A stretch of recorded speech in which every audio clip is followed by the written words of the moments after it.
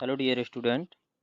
आज हम इस वीडियो के माध्यम से कक्षा 12वीं सब्जेक्ट बायोलॉजी की जो गवर्नमेंट द्वारा प्रश्न बैंक दी गई है त्रैमासिक परीक्षा के लिए, उसके जितने भी एमसीक्यू हैं आज हम इस वीडियो के माध्यम से कवर करने वाले हैं। तो सभी बच्चे इस वीडियो को पेपर देने से पहले ला के जाइएगा। कल आपका बायोलॉजी का पेपर है तो उसके लिए मैं आपको प्रोवाइड करा रहा हूँ। तो चलिए वीडियो को देखते हैं हम, और मेरे साथ साथ आप इन सभी क्वेश्चनों को कंप्लीट करेंगे।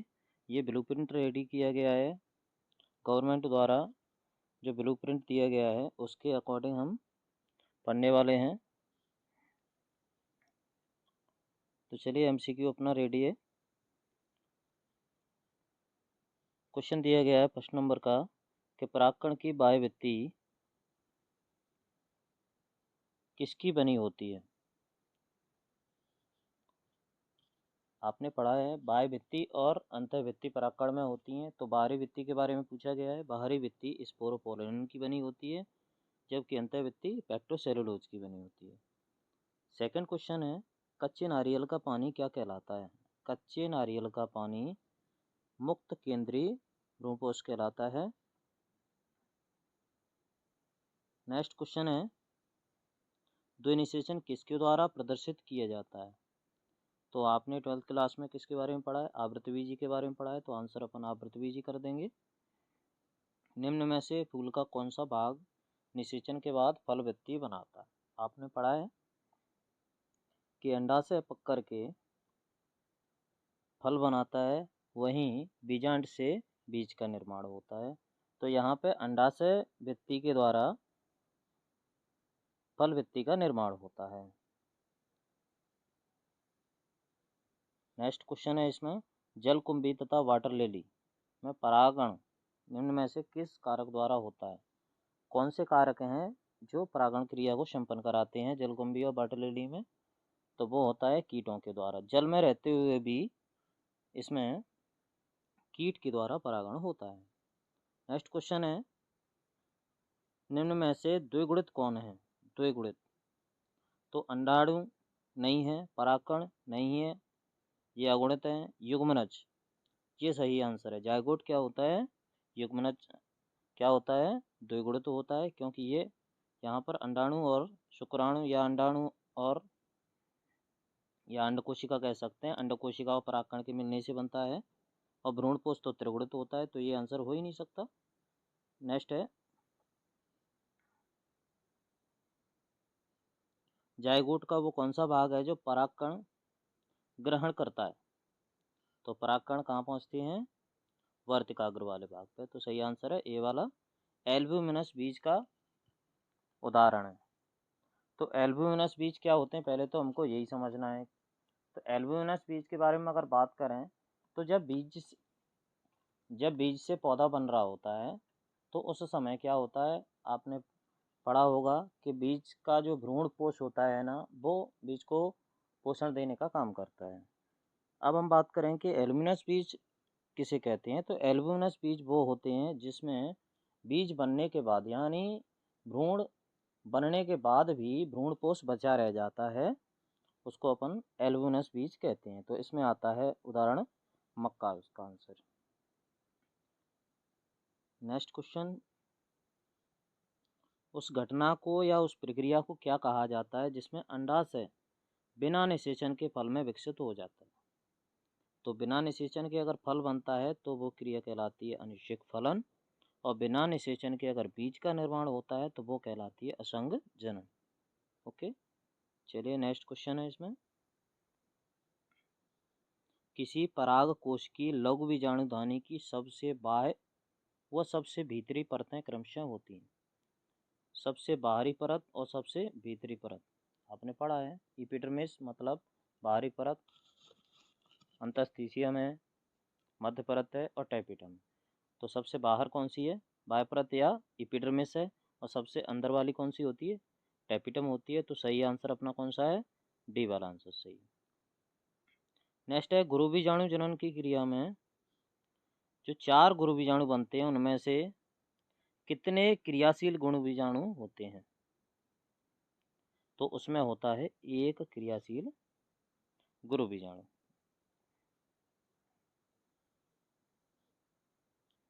नेक्स्ट क्वेश्चन है भ्रूण पोष में निषेचन के बाद नष्ट होने वाली कोशिकाएं। तो आपको पहले तो पता होना चाहिए जो भ्रूण पोष होता है उसमें कौन कौन सी कोशिकाएं काम करती हैं। एक भ्रूण पोष 7 कोशिकीय और 8 केंद्रकीय होता है। उसमें सबसे ऊपर की तरफ अपन बात करेंगे, जो अपन कह सकते हैं चलेजा वाला पार्ट है, उधर की ओर प्रतिध्रुवी या प्रतिमुखी कोशिकाएं होती हैं। वहीं हम नीचे की तरफ देखेंगे अंडाशय से जुड़ी हुई अंड कोशिका से जुड़ी हुई, उनको क्या कहते हैं हम, सहायक कोशिकाएं कहते हैं। वहीं अंड कोशिका आ गई और बीच में जो सबसे बड़ी होती है उसे केंद्रीय कोशिका कहते हैं अपन। अब हम बात करेंगे जब निषेचन क्रिया होती है तो उस समय कौन कौन सी कोशिकाएं काम कर रही होती हैं। केंद्र की कोशिका और अंड कोशिका, केंद्र की कोशिका और अंड कोशिका दोनों काम करती हैं।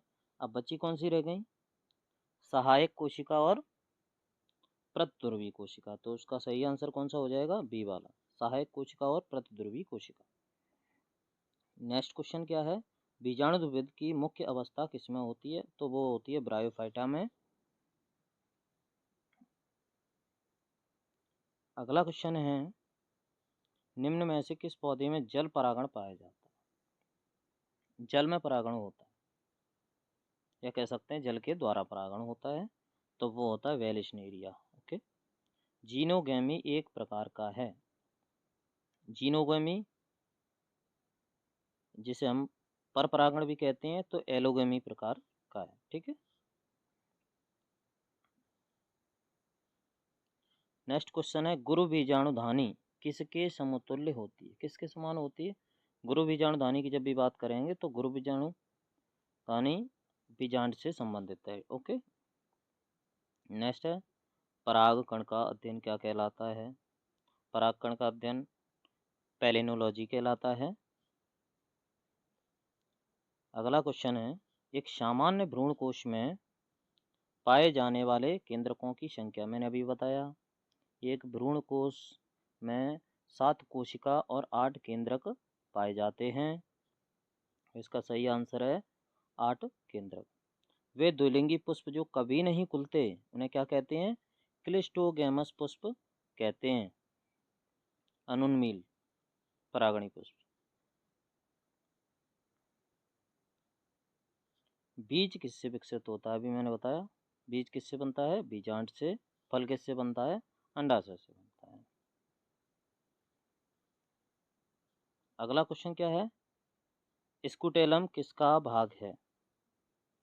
जो एक बीज पत्री बीज होते हैं उसके बीज पत्रों को अपन क्या बोलते हैं, स्कूटेलम बोलते हैं। तो एक बीज पत्री भ्रूण को ही क्या कहा जाता है, स्कूटेलम कहा जाता है। स्वपरागण की युक्ति है होमोगेमी, बाइसेक्सुअलिटी मतलब उभयलिंगी या द्विलिंगी स्वपरागण हो सकता है। क्लिस्टोगेमी में तो अभी पढ़ ही लिया था। तो इसका सही आंसर क्या होना चाहिए फिर, इसका सही आंसर होना चाहिए उपर्युक्त सभी। चलिए नेक्स्ट क्वेश्चन देखते हैं। नीचे दिए गए चित्र में एक द्विबीजपत्री भ्रूण के विकास के चरणों को दिखाया गया है, जिसमें क्या क्या बताएं,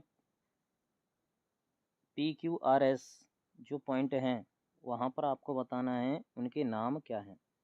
तो आपको दिखाया गया है जो भी भ्रूण बन रहा है तो सबसे पहला जो बनेगा वो संरचना होती है जायगोट। तो पहला P वाला जायगोट है। दूसरा वाला जो Q है वो ये जो संरचना है वो क्या कर रही है, पोषण देने वाली संरचना होती है, जैसे निलंबक या सस्पेंसर बोलते हैं अपन। उसके बाद S ये वो भाग है जहाँ से तना वाला भाग निकलता है, जिसे अपन क्या कहते हैं, प्रांकुर बोलते हैं। उसके बाद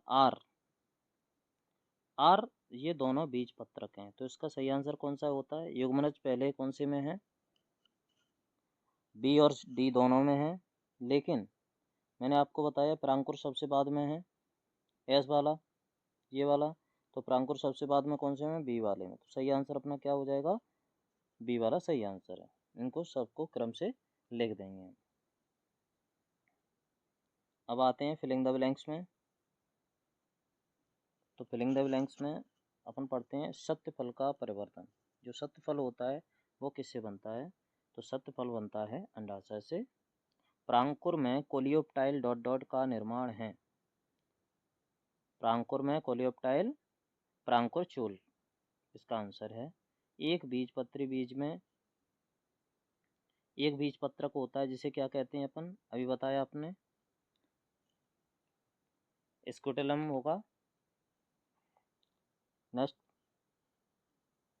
भ्रूणपोष में आप जो आवृतबीजी होते हैं उनमें भ्रूणपोष कैसा होता है, उनमें भ्रूणपोष होता है त्रिगुणित, ठीक है, ट्रिप्लॉइड। नेक्स्ट है, एक भ्रूणपोष में सामान्यतः पाए जाने वाले केंद्रकों की संख्या, अभी मैंने बताया 8 होती है संख्या उनकी। जगत में सबसे छोटे और हल्के बीज किसके होते हैं, वो आर्किड के होते हैं, ठीक है।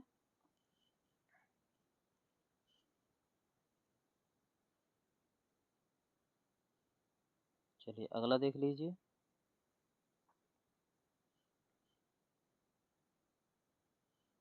नागफनी के पुष्प में बीजांड डॉट डॉट प्रकार का होता है। तो नागफनी का जो पुष्प होता है उसमें बीजांड जो होता है वो कुंडलित आकार का होता है, जिसको हम सर्गनोट्रोपस भी कहते हैं। नेक्स्ट है, बिना निषेचन के अंडाशय के फल में विकसित होने की प्रक्रिया, अभी अपन पढ़े थे थोड़ी देर पहले, उसे कहते हैं अपन अनिषेक फलन। नेक्स्ट क्वेश्चन है, पराग नलिका की बीजांड द्वार की ओर गति। जो पराग नलिका है वो बीजांड द्वार की ओर निषेचन करने के लिए जाती है, तो उसको क्या कहते हैं अपन, उसको कहते हैं रसायनवर्तन। रसायनानुवर्तन या कीमोट्रोपिज्म बोलते हैं उसे हम। नेक्स्ट है, टेपिटम डॉट डॉट को पोषण प्रदान करती है। ये किसको पोषण प्रदान करती है, ये परागकणों को पोषण प्रदान करती है। चलिए अब नेक्स्ट चैप्टर को देख लेते हैं अपन। यहाँ से भी आपको 3 अंक के सही विकल्प पूछे जाएंगे सेकंड चैप्टर से। तो युग्मनज कैसा होता है, युग्मनज मतलब जायगोट। जायगोट कब बनता है, जब नर युग्मक और मादा युग्मक, अगुणित नर युग्मक और अगुणित मादा युग्मक और अगुणित नर युग्मक, ये दोनों जब मिलते हैं तो एक द्विगुणित जायगोट का या द्विगुणित युग्मनज का निर्माण होता है। तो ये युग्मनज कैसा हो गया, द्विगुणित हो गया। नेक्स्ट है, मानव है। मानव कैसा है, अंड प्रजक है, अंडे देने वाला है, सजीव प्रजक, बच्चों को जन्म देता है, अंडजरायुज। इसका सही आंसर सही क्या होना चाहिए, इसका सही आंसर होना चाहिए सजीव प्रजक, क्योंकि मानव जो है वो बच्चों को जन्म देता है। उसके बाद क्वेश्चन है, ओवुलेशन यानी अंडोत्सर्ग किस हार्मोन से प्रेरित होता है। अंडोत्सर्ग के लिए कौन सा हार्मोन रेस्पॉन्सिबल है, तो उसके लिए है LH luteinizing hormone. Okay. Next question है, मनुष्य के 28 दिन के अंडाशय चक्र में अंडोत्सर्ग होता है। अंडाशय चक्र अपन कह सकते हैं या फिर कह सकते हैं मासिक चक्र कह सकते हैं। उसमें अंडोत्सर्ग किस दिन होता है, तो बता देंगे अपन कि 14वें दिन अंडोत्सर्ग होता है, ओवुलेशन की प्रक्रिया होती है।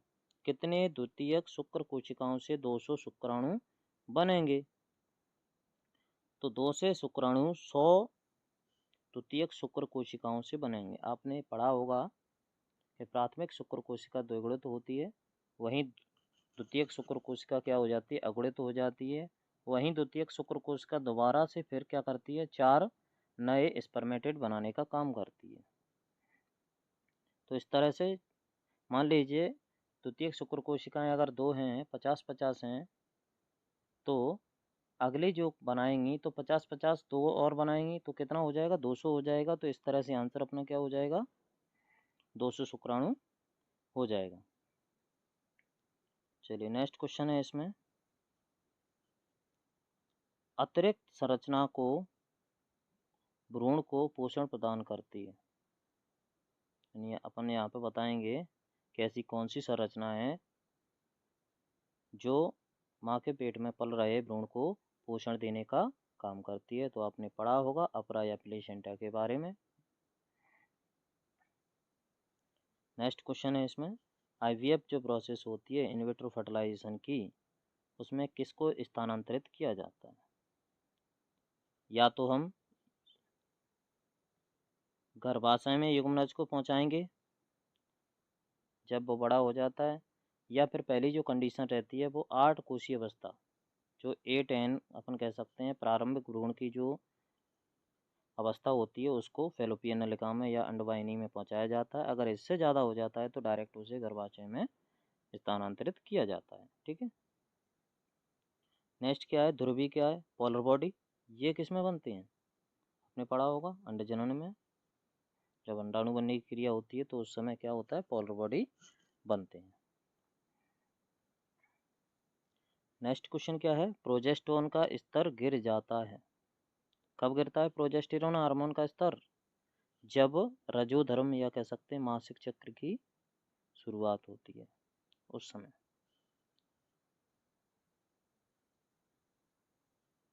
नेक्स्ट है, मानव में भ्रूणी झिल्लियों की संख्या कितनी होती है? तो भ्रूणी झिल्लियों की संख्या होती है 4।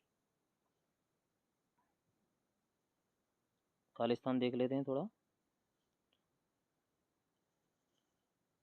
अंडाणु जनन द्वारा एक अंडाणु जनन से अंडाणु जनन से, यहाँ पे अपन बोल सकते हैं कि जब अंडाणु जनन की क्रिया होती है तो उसमें कितने अंडाणु और कितनी ध्रुवीय कोशिकाएं बनती हैं? तो अपन याद रखेंगे, एक अंडाणु बनता है और 2 से 3 ध्रुवीय कोशिकाएं बनती हैं। ठीक है। नेक्स्ट, कार्पस ल्यूटियम का पीला रंग किसकी वजह से होता है? तो कार्पस ल्यूटियम का पीला रंग के लिए अपन को पढ़ना है, जो ल्यूटियम लिखा हुआ है इससे याद रखना ल्यूटिन। ल्यूटिन वर्णक के कारण क्या होता है, कार्पस ल्यूटियम का कलर कैसा होता है, येलो होता है, पीला होता है। नेक्स्ट लिखा है, मादा के बाह्य जननांग को क्या बोला जाता है? हिंदी में उसे भग कहते हैं, इंग्लिश में उसको वल्वा बोलते हैं। ठीक है।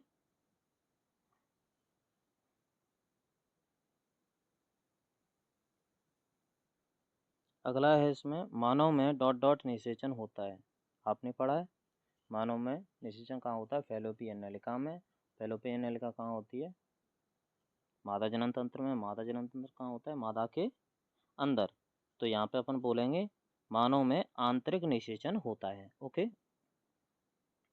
नेक्स्ट 5, भ्रूण और गर्भाशय के बीच संवहनी संपर्क। भ्रूण और गर्भाशय के बीच जो संपर्क बनाई संरचना है, या कह सकते हैं जब तक माँ के पेट में बच्चा पल रहा है तब तक उसको पोषण देने का जो काम करती है वो संरचना को अपन क्या बोलते हैं? प्लेसेंटा या अपरा बोलते हैं। नेक्स्ट क्वेश्चन है, भ्रूण की 16 कोशिकी वाली अवस्था क्या होती है? 16 कोशीय अवस्था को मोरूला बोलते हैं। अब हम सत्यासत्य कर लेते हैं थोड़ा। वृषण में अंतराली कोशिकाओं द्वारा लिंग हार्मोन का स्राव होता है। सही है, अपना सत्य है। निषेचन की क्रिया अंडवाहिनी में होती है, फैलोपियन नलिका या अंडवाहिनी में होती है। सही बात है। गर्भाशय में अपरा भ्रूण को पोषण देता है, अभी हमने पढ़ा है। सही है ये।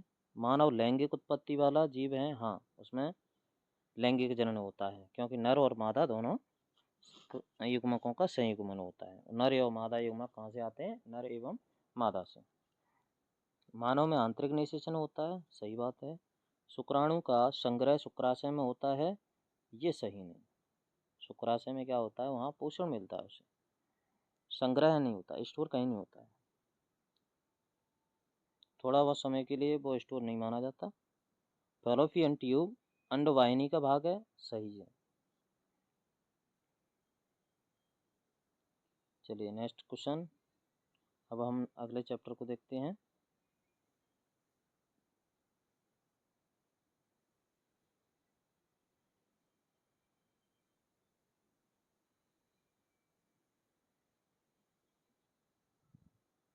चलिए अगला चैप्टर है जनन स्वास्थ्य, इससे रिलेटेड आपको देखने को मिलेंगे रिक्त स्थान, 1 नंबर का रिक्त स्थान आ रहा है इसमें, तो रिक्त स्थान अपन फिलिंग द ब्लैंक्स भी कंप्लीट करते हैं। सिफिलिस कैसा रोग है? सिफिलिस, गोनोरिया, ये जो रोग हैं वो जीवाणुओं के द्वारा फैलाए जाते हैं, इसीलिए इसको अपन क्या बोलते हैं? जीवाणु जनित यौन संचरित रोग बोलते हैं। एड्स बीमारी में HIV डॉट डॉट कोशिकाओं को नष्ट करता है, तो इसके बारे में अपन को क्या याद रखना है? टी लिम्फोसाइट या T4 जो कोशिकाएं हैं उनको नष्ट करता है HIV। परिवार नियोजन कार्यक्रम, परिवार नियोजन कार्यक्रम की शुरुआत कब की गई थी? 1951 में की गई थी। जनसंख्या पर निबंध डॉट डॉट के द्वारा लिखा गया, तो इसमें वैज्ञानिक का नाम याद रखना है माल्थस।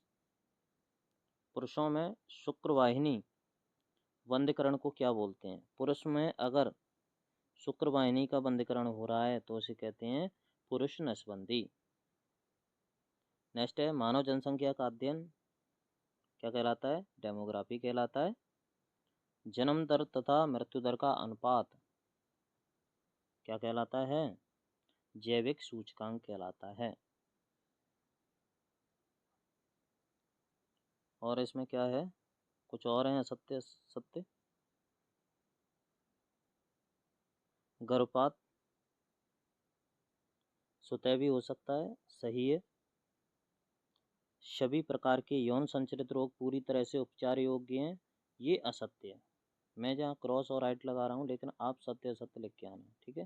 जहाँ राइट लगाए वहाँ सत्य है, और जहाँ क्रॉस लगाए वहाँ पे असत्य है। एक प्राकृतिक गर्भ निरोधक उपाय के रूप में शिशु को पूर्ण रूप से स्तनपान कराना सहायक होता है। हाँ, मैंने आपको पढ़ाया है कि जब तक माँ बच्चे को दूध पिलाती है तब तक उसमें क्या अंडोत्सर्ग की या कह सकते हैं मासिक चक्र की प्रक्रिया नहीं होती है। इसीलिए बोला जाता है डॉक्टर के द्वारा कि कम से कम 6 महीने तक माँ अपने बच्चे को दूध पिलाए, जो बच्चे और माँ दोनों के लिए लाभदायक होता है। नेक्स्ट है गर्भधारण तकनीकी में भ्रूण को सदैव गर्भाशय में स्थानांतरित किया जाता है? नहीं, मैंने आपको बताया अभी, या तो हम फैलोपियन नलिका में करेंगे या फिर गर्भाशय में, दोनों में से किसी में कर सकते हैं, एक में नहीं करते। प्रोजेस्टेरोन हार्मोन गर्भनिरोधक गोलियों में उपस्थित होता है? सही, एस्ट्रोजन प्रोजेस्टेरोन ही होते हैं। चलिए नेक्स्ट क्वेश्चन है एक वाक्य वाले। एक वाक्य में जनन स्वास्थ्य के लक्ष्य हेतु भारत सरकार द्वारा चलाए गए कार्यक्रम का नाम लिखिए। तो इस समय उस कार्यक्रम का नाम क्या चल रहा है? परिवार कल्याण योजना कार्यक्रम। ओके, परिवार कल्याण योजना कार्यक्रम। गर्भावस्था में आनुवांशिक विकारों का पता लगाने वाली विधि का नाम क्या है? उसको उल्बवेदन या अपन एमनियोसेंटेसिस बोलते हैं। नेक्स्ट, IUD का पूरा नाम क्या है? इंट्रा यूटेराइन डिवाइस, हिंदी में लिखेंगे तो अंतः गर्भाशयी युक्ति। जनन क्षमता में कमी की, अगर किसी व्यक्ति में, किसी महिला में या नर में जनन क्षमता की कमी हो गई, संतान को जन्म नहीं दे पा रही, तो उस प्रक्रिया अपन क्या कह देते हैं? उसको कह देते हैं बांझपन। नेक्स्ट क्या लिखा है? मात्र मृत्यु दर किसे कहते हैं? तो यहाँ पे हम क्या बोलेंगे कि जितने भी बच्चे जन्म लेते हैं उस समय गर्भावस्था में कोई भी दिक्कत आ जाती है, उसके कारण अगर किसी महिला या कह सकते हैं माता की मृत्यु होती है, तो उसी को कह देते हैं अपन क्या? मात्र मृत्यु दर कहते हैं, ठीक है। नेक्स्ट है IVF उपचार से जन्म लेने वाले प्रथम शिशु का नाम लिखें। IVF तकनीकी के द्वारा पहला जो शिशु बना, पहला जो बच्चा बना था, उसका नाम क्या है? लुइस ब्राउन नाम है। नेक्स्ट है जिप्ट का पूरा नाम। ZIFT और GIFT दोनों आते हैं, तो ZIFT हो तो जाइगोट इंट्रा फैलोपियन ट्रांसफर याद रखना, और GIFT हो तो गैमेट इंट्रा फैलोपियन ट्रांसफर याद रखना। यौन संचरित रोगों को संक्षिप्त रूप में क्या कहते हैं? यौन संचरित रोग को हम STD रोग कहते हैं या फिर STI रोग कहते हैं। STD मतलब सेक्सुअल ट्रांसमिटेड डिसीज, STI मतलब सेक्सुअल ट्रांसमिटेड इन्फेक्शंस, ठीक है।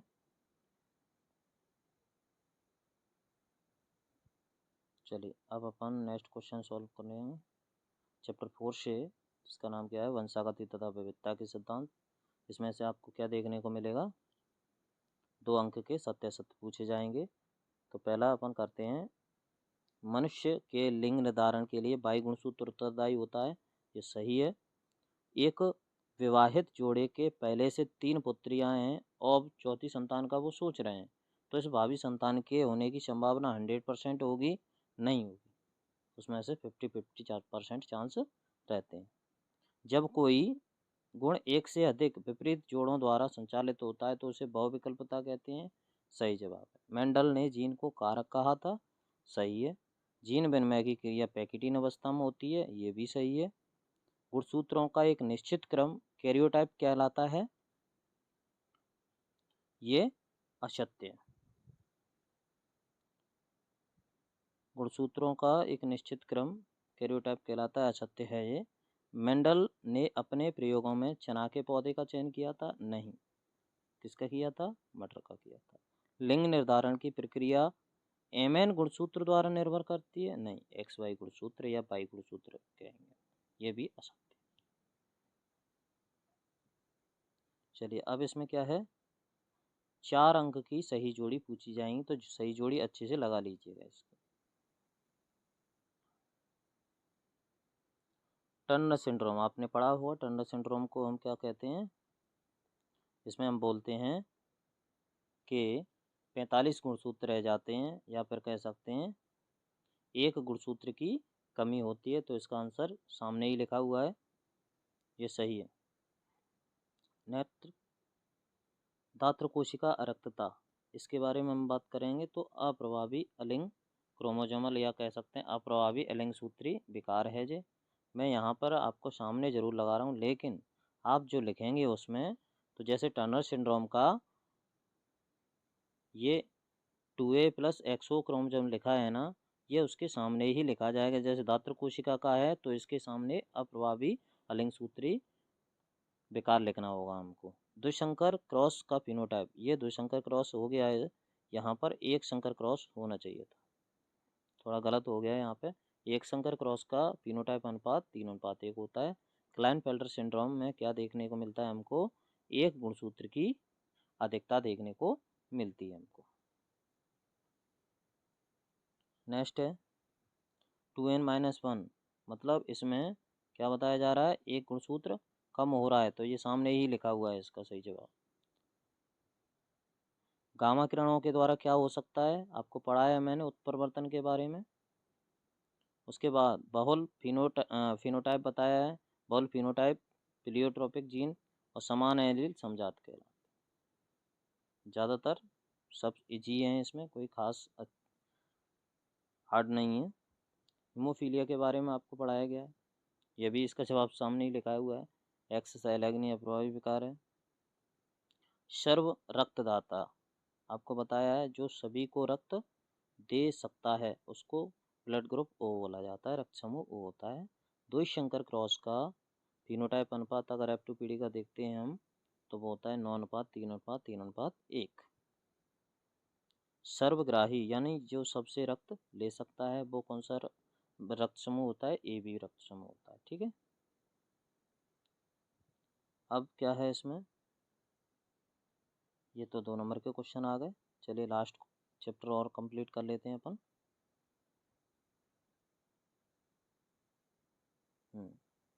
इसमें से क्या पूछा जा रहा है, पारतंत्र से चैप्टर नंबर 12 है ये, ध्यान रखना। यहाँ से आपको क्या पूछा जा रहा है, 2 अंक के सत्यासत्य पूछे जा रहे हैं, तो चलिए लगाते हैं अपन। पारतंत्र 2 घटकों से मिलकर बनी इकाई होती है जिसमें जैविक घटक और अजैविक घटक होते हैं, सही है। पारतंत्र के जैविक घटक के अंतर्गत उत्पादक उपभोक्ता अपघटक आते हैं, ये भी सही है। पारतंत्र के अजैविक घटक के अंतर्गत जलवायु और ताप आते हैं, ये भी सही है। पारतंत्र शब्द का प्रयोग सबसे पहले वैज्ञानिक टेंसले ने किया था, ये भी सही है। पारतंत्र के जैविक घटक वाले भाग अपना भोजन एक दूसरे से श्रृंखला के रूप में प्राप्त करते हैं, ये भी सही जवाब है।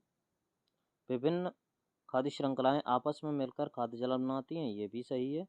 पारतंत्र में ऊर्जा का प्रवाह एक दिशी होता है, ये भी सही है। ऊपर वाले सब सही सही दिए हैं यहाँ पे। चलिए अगला देखते हैं अपन इनको।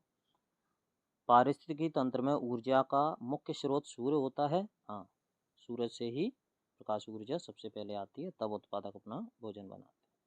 जब एक पादप समुदाय दूसरे पादप समुदाय में परिवर्तित होता है तो उसे अनुक्रमण कहा जाता है। सही है। पारितंत्र शब्द का सबसे पहले प्रयोग मेंडल ने किया था, ये गलत है, अभी इसको पढ़ के आए थे ऊपर। पारतंत्र के जैविक घटक वाले भाग अपना भोजन एक दूसरे से श्रृंखला के रूप में प्राप्त करते हैं, ये तो अभी ऊपर पढ़ा ही था सेम टू सेम, तो इसको राइट कर देंगे। विभिन्न खाद्य श्रृंखलाएं आपस में मिलकर खाद्य श्रृंखलाएं बनाती हैं, ये गलत है, खाद्य श्रृंखलाएं नहीं बनाती हैं, जाल बनाती हैं, खाद्य जाल। पारतंत्र में ऊर्जा का प्रवाह बहुदिशीय होता है, ये भी गलत है, अभी पढ़ा हमने, एक ही दिशा में होता है। पारतंत्र में ऊर्जा का मुख्य स्रोत सूर्य का प्रकाश होता है, ये सही। चलिए और क्या है इसमें से, जोड़ियाँ हैं। 10% नियम की बात करें अपन तो 10% नियम किसका है, ऊर्जा का 10% नियम ऊर्जा प्रवाह का है, ठीक है। शेर, सांप, चीता, ये खाद्य श्रृंखला में कौन कहलाते हैं, तृतीयक उपभोक्ता कहलाते हैं। अब पायोनियर समुदाय की बात करते हैं अपन, तो पायोनियर समुदाय को अपन बोलते हैं पादप प्लवक बोलते हैं। क्या होता है पायोनियर समुदाय, पायोनियर समुदाय अपन कह सकते हैं उन पहले जीवों का समुदाय होता है जो क्या है, एक बंजर भूमि या कह सकते हैं बाधित क्षेत्र में सबसे पहले आएंगे और फिर क्या बनाते हैं, वो पारिस्थितिकी समुदाय को बनाते हैं। क्या बोल रहे हैं अपन, कौन जीवों को रखा गया है जो क्या करते हैं, उन जीवों का समुदाय होता है जो सबसे पहले आएंगे और वो बिना मतलब की जगह होगी वहाँ पर क्या करते हैं, आएंगे, उस जगह को पारिस्थितिकी समुदाय के रूप में परिवर्तित कर देंगे, उसको पायोनियर समुदाय कहते हैं। जीवाणु एवं कवक, इसके बारे में तो अपन ने पढ़ा ही है, अपघटनकर्ता होते हैं। चरम समुदाय किसे कहते हैं, चरम का मतलब लास्ट है, तो क्रम में अंतिम में अनुक्रमण, ये इसका सही है। अब इसमें से क्या है, 3 अंक के एक शब्द पूछने जाने वाले हैं, तो यहाँ पर अपन एक शब्द वाले भी थोड़े लगा लेते हैं क्योंकि यहाँ पे 3 नंबर का दिया जाएगा अगर आता है तो। पारितंत्र की मूल इकाई का नाम लिखिए, पारितंत्र नहीं, यहाँ पे पारिस्थितिकी शब्द होगा, पारतंत्र नहीं होगा, पारिस्थितिकी होगा। पारिस्थितिकी की मूल इकाई पारितंत्र ही होता है। बहुत सी खाद्य श्रृंखलाओं के आपस में जुड़ने से क्या बनता है, कौन सी संरचना बनती है, अपन ने अभी थोड़ी देर पढ़ा था पहले, खाद्य श्रृंखलाओं के मिलने से खाद्य जाल बनता है।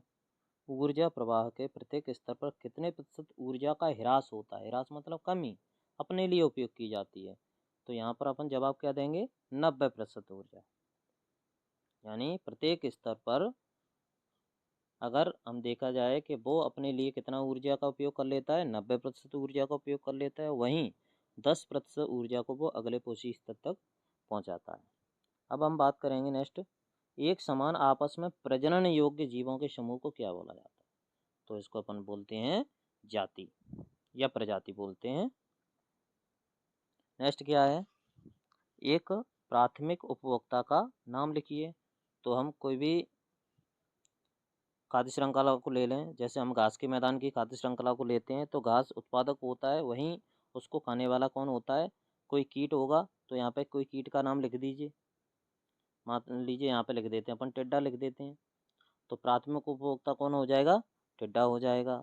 वहीं द्वितीयक उपभोक्ता क्या हो जाएगा, द्वितीयक उपभोक्ता में हम मेढक को रख देंगे या सांप को रख देंगे हम, और तृतीयक उपभोक्ता में किसको रख देंगे हम, तृतीयक उपभोक्ता में हम चील को रखेंगे। अगर हम द्वितीयक उपभोक्ता में मेढक को रखते हैं तो तृतीय उपभोक्ता क्या हो जाएगा, फिर सांप होगा, और उच्च उपभोक्ता उसे फिर अपन बोल देंगे चील हो जाएगा, ठीक है। एक स्थलीय पारितंत्र का नाम बताओ, घास के मैदान का पारितंत्र या वन का पारितंत्र। नेक्स्ट है, एक जलीय पारितंत्र का नाम लिखिए, जलीय पारितंत्र का नाम क्या बताएंगे अपन, तालाब का पारितंत्र, झील का पारितंत्र, समुद्र का पारितंत्र, कोई भी एक नाम दे सकते हैं। सबसे बड़े पारिस्थितिकी तंत्र का नाम बताओ, सबसे ज़्यादा अगर जीवों की संख्या देखने को मिलती है तो वो मिलती है हमें महासागर में, तो महासागर का पारितंत्र जो होता है वो सबसे बड़ा होता है। पर बच्ची का नाम लिखिए, दूसरों का भक्षण करना, तो इसमें शेर आ जाएगा। एक उच्च मांसाहारी जीव, उच्च मांसाहारी को हम सर्वाहारी भी बोलते हैं, तो यहाँ पे सर्वाहारी कौन आ गया, या उच्च मांसाहारी मनुष्य का नाम आता है। ठीक है, तो आगे अपने दोस्तों को भी इस वीडियो को शेयर कर दीजिएगा, जिससे कल का पेपर जो वो अच्छा दे पाएँ। अगले वीडियो में मिलेंगे, तब तक के लिए जय हिंद,